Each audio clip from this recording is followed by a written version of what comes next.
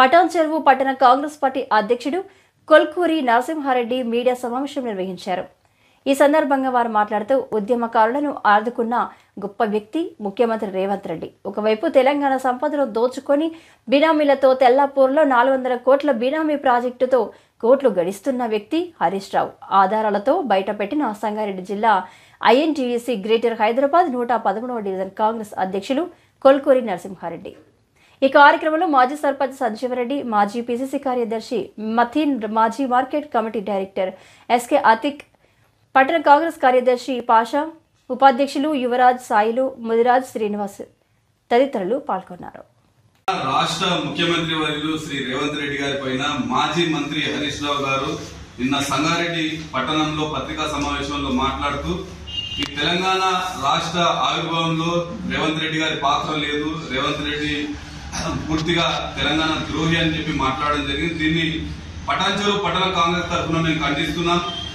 ఉమ్మడి ఆంధ్రప్రదేశ్ రాష్ట్రంలో రవాణా శాఖ మంత్రి ఉన్నటువంటి కేసీఆర్ గారు ఆ రోజు చాలా మంది నాయకులు అసెంబ్లీ సాక్షిగా ప్రత్యేక తెలంగాణ రాష్ట్రం కావాలంటే ఎందుకయ్యా తెలంగాణ రాష్ట్రము ఉమ్మడి రాష్ట్రమే ముద్దు అని చెప్పేసి మాట్లాడినటువంటి కేసీఆర్ ఆ రోజు తెలంగాణ ద్రోహి కాదా?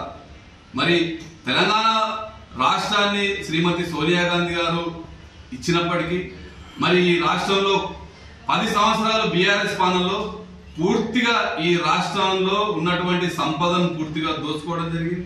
అంతేకాకుండా మరి రేవంత్ రెడ్డి గారు ముఖ్యమంత్రి అయిన తర్వాత, కాంగ్రెస్ ప్రభుత్వం అయిన తర్వాత గత పాలకుల్లో మరి అనేక విధాలుగా ఈ రాష్ట్రంలో నష్టపోయినటువంటి బడుగు బలహీన వర్గాలకు, ఎస్సీ బీసీ మైనార్టీలకు చేదోడు వాదోడుగా ఉండాలని 6 గ్యారంటీ పథకాలతోటి ముఖ్యమంత్రి గారు రేవంత్ రెడ్డి గారు ఈ రోజు రాష్ట్రంలో అన్ని అమలు చేస్తూ ఇవాళ పెట్టుబడులు 40,000 కోట్ల పెట్టుబడులు తీసుకురావడం జరిగింది. ఇప్పటికే సంవత్సరంలో 50,000 ఉద్యోగాలు ఇచ్చి మరి ముఖ్యంగా ఈ రోజు ఇందిరమహిళలు కావచ్చు, లేకపోతే అనేక విధాలుగా మహిళలకు ఉచిత రవాణా సౌకర్యం కావచ్చు, అట్లాగే 200 యూనిట్లు కావచ్చు, 10 లక్షల రూపాయల ఆరోగ్యశ్రీ కావచ్చు, అనేక విధాలైనటువంటి సంక్షేమ పథకాలను ఏర్పాటు చేస్తుంటే ఈరోజు మింగుడు పడకుండా తెలంగాణ రాష్ట్రంలో ఖచ్చితంగా ఈ రాష్ట్రంలో అన్యాయం జరిగిపోతుంది, దోపిడీ గురవుతుంది, ఈ రాష్ట్రంలో నష్టపోతున్నారు. హరీష్ రావు కుటుంబ సభ్యులు ఈ రోజు తెల్లాపూర్లో ఒక్కొక్క అపార్ట్మెంట్ 4 కోట్ల రూపాయలు, 3.5-4 కోట్ల రూపాయలకు పెట్టి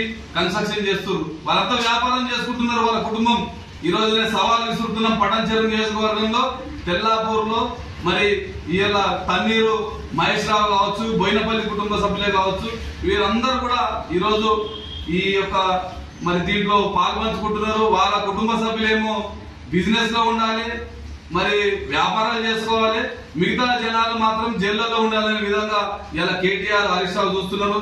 ఇది బీఆర్ఎస్ నాయకులారా, కార్యకర్తలారా తస్మాత్ జాగ్రత్త. మీరు ఆలోచన చేయండి.